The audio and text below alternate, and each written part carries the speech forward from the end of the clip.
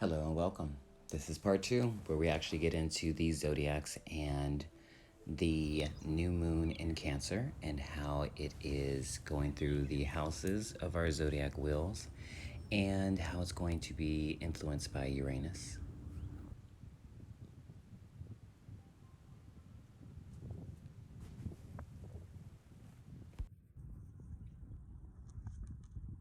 All right. Happy new moon. Just so you know, small little plug, my books are back open, so I am doing readings for the next 2 weeks up until the full moon. Books will be open until the last day of the full moon. The full moon lasts for 3 days, so you have me up until then, okay? There will be some limited availability coming up, but, you know, if you can get in, get in. That's all I gotta say. But with that being said, it's time to kick off our reads for this new moon in Cancer energy. Now, as we start, I want to go ahead and address the fact that the voiceover and the movements, of course, that I am making are off. The sound quality was not great at the park. So let's continue. Now, we are in the fourth house of Aries. This is talking about the implications on home and family, the emotional security.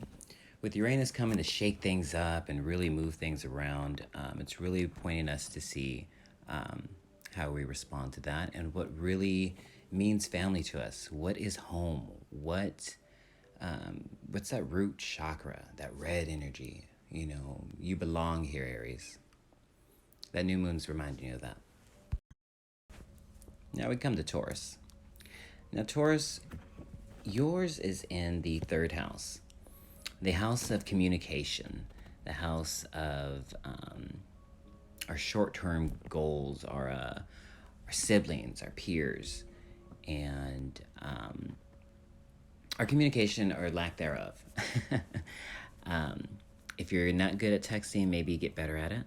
If you're an oversharer, maybe listen more. Taurus, this has a big airy quality about it, and it's really going to rattle your foundations in a good way.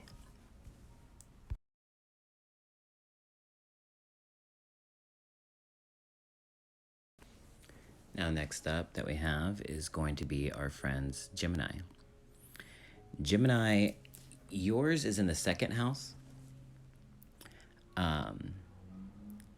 It is the house of possessions, of values, of money, tangibles, earth quality, you know, things that are here.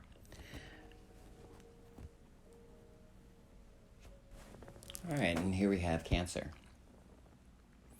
All right, Cancer, here we go. New moon in Cancer.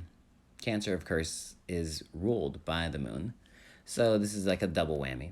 A big emphasis on the emotions, on family, on home, of course. But with you, Cancer, it has to do with the new moon in your first house. It's the house of self, the house of personality, of your appearance, of your body, of, you know, what makes you you. Leo.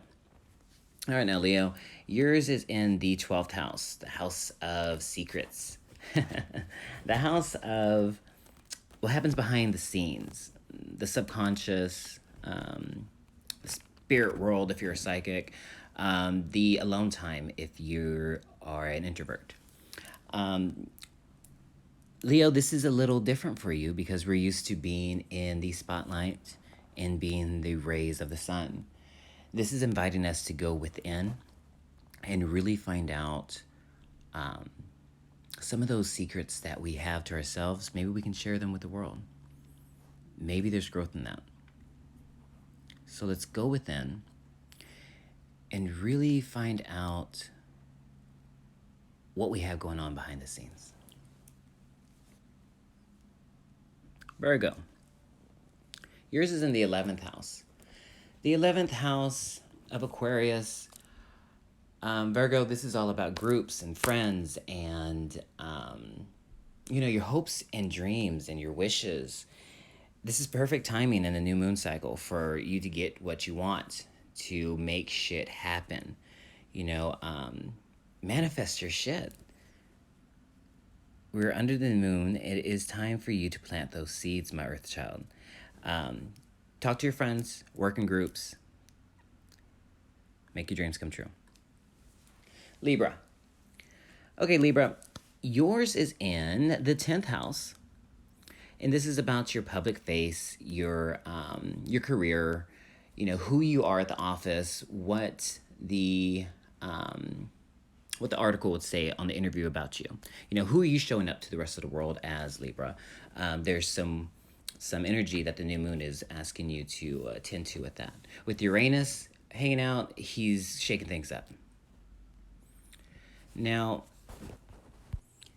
I'm not saying things at work are going to be shaky. I'm saying maybe you could change a little who you are when you go to work.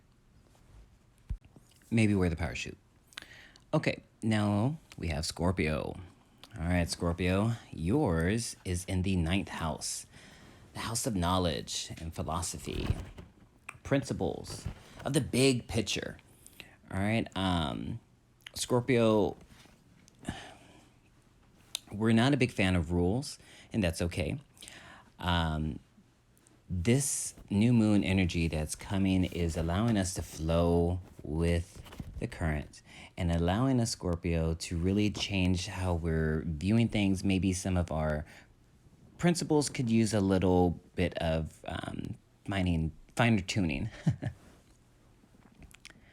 Let's see. Sagittarius. Ooh, Sagittarius. You're in a good one. You are in the 8th house, the house of transformation, the house of your power and your control. And I like to call it the cocoon, you know, where you're really able to regroup with your emotions and set out to what you really want. Use this new moon to really channel your intuition and see what you want. Ask for it. It's coming.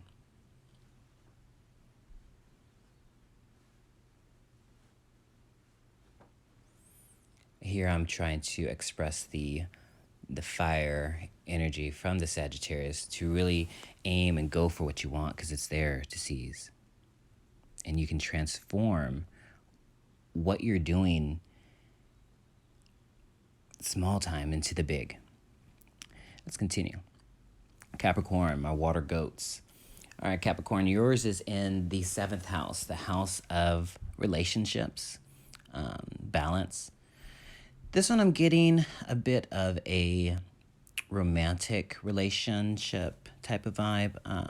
The new moon is going to be really focusing in on balance and, you know, making sure that we are being heard in our relationships.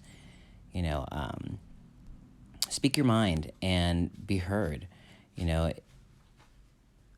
there is a beauty there.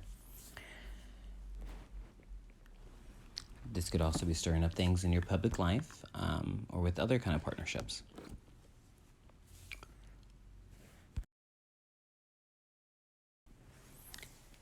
Now, we're going to move right on over to Aquarius, or water bearers.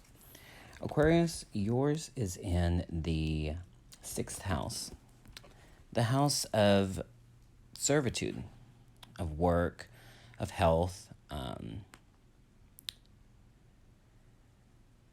Aquarius, you have the natural ability to build a rapport and to get along with others and to really fit in with groups. Use that ability and that connection to help others. Really get into some type of volunteer work or doing something for the good of the many and not just for yourself. There's work to be done. Plant the seeds. Now, let's see. We're going to go ahead and move on. Pisces. Now, Pisces, my emotional, secretive, dear water friends. I can say this because I have a lot of Piscean energy in my chart, but Pisces, or anybody who has water in their chart, deserves some time alone. Now, whether that time alone is spent reading a book or blasting music, what have you. But what this new moon is calling for you in Pisces is the fifth house of play, of pleasure, joy.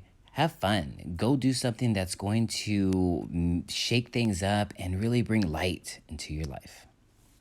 That's pretty much it for your 12 houses, whether it be in your sun sign, whether it be in your moon sign, whether it be in your rising. I myself work more with my moon sign because I feel as though the moon's closer to the earth. I am here on earth. The moon influences the water. I am made out of water. So I work with my moon sign, which is Gemini. So I'm all about communication, hence why you see me, why I am trying to get this intellectual, spiritual through to you.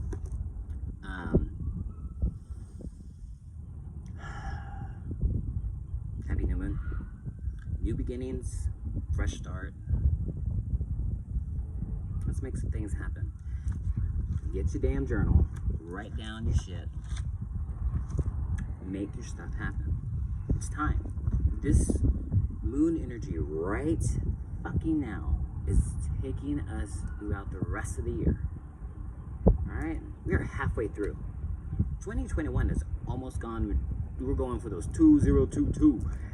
And with all of those balanced out little twos, we need to step up and do some work and see what we're bringing to the table to even that out so that we can get to where we want to be. I really hope you could hear me because this was a very good talk today. The books are open, book your readings. Y'all have a great rest of your day. Embrace this energy, embrace the sun, embrace your life. Take time to breathe.